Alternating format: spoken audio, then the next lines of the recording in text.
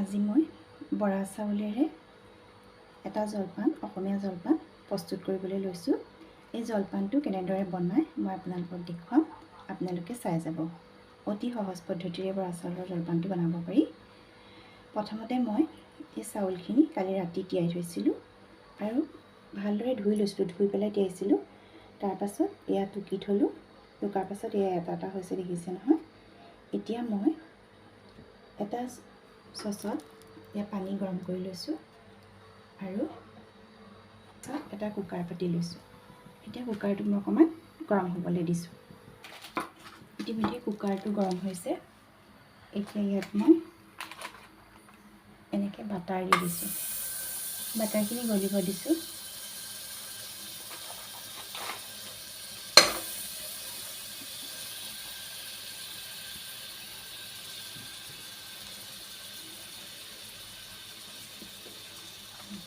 বাটাৰখিনি যিহেতু গলি গৈছে, এতিয়া ইয়াত মই এনেদৰে চাউলখিনি দি দিছোঁ।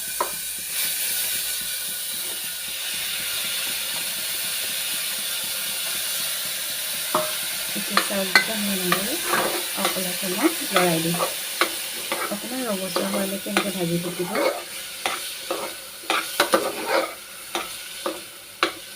যি চেনি দি খাবলৈ ইচ্ছা কৰে জলপানটো, তেতিয়া তেওঁলোকে ভাজোঁতে চেনি দি দিব পাৰে, কিন্তু মই যিহেতু গুড়েৰে খাম সেইকাৰণে ইয়াত একো দিয়া নাই।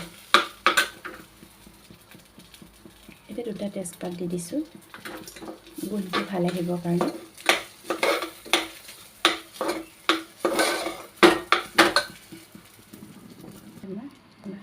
এনেকৈ কাজু দি দিছোঁ, কাজুটো অকণমান এনেকৈ ভাঙি দিছোঁ।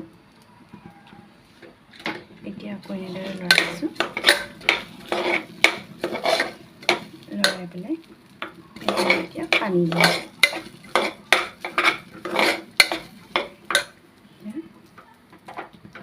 গৰম কৰি ৰখা পানীখিনি মই ইয়াত এনেদৰে দি দিওঁ। তাৰপৰা পানী বহুত নিদিব, কমাই দিব, যিহেতু জলপান হয়।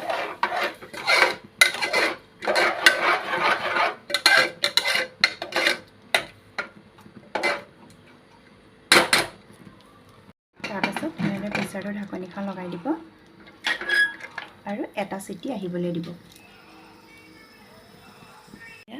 জলপান খাবৰ কাৰণে মই এনেদৰে বাঁহৰ চুঙা কাটি লৈছিলোঁ আৰু ইয়াতে এনেকৈ গাখীৰ ভৰাই পেলাই বাঁহৰ চুঙাৰ দৈ ঘৰতে বনাইছিলোঁ। এয়া ধুনীয়াকৈ এয়া দৈ হৈ গৈছে। এতিয়া এই দৈৰ সৈতে আমি বৰা চাউলৰ জলপান খাম। এয়া গুড় কাটি লৈছোঁ আৰু এতিয়া জলপানটো হ'লনে প্ৰেছাৰটো খুলি চাম।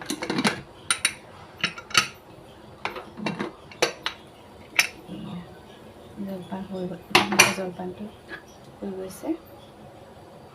এতিয়া মই জলপানটো ধুনীয়াকৈ সজাম আৰু আমি খাম।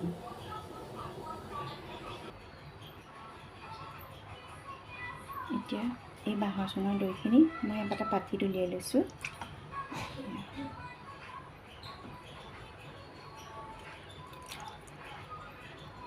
ধুনীয়াকৈ দৈ হৈছে। এনেদৰে দৈ ঘৰতে বনাই চাবচোন। এয়া দৈ হৈ গ'ল। এতিয়া মই জলপান উলিয়াম। এয়া বৰা চাউলৰ জলপানখিনি হৈ গৈছে।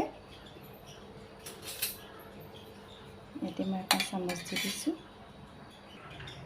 এয়া মোৰ জলপানটো সম্পূৰ্ণ হ'ল। এতিয়া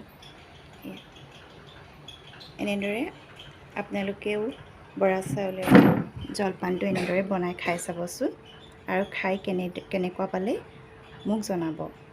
আৰু যদি মোৰ এই ভিডিঅ'টো আপোনালোকে ভাল পালে তেতিয়াহ'লে লাইক কৰিব, কমেণ্ট কৰিব আৰু ছাবস্ক্ৰাইব কৰিবৰ কাৰণে নাপাহৰিব। তেতিয়াহ'লে আজিলৈ আহোঁ। ধন্যবাদ।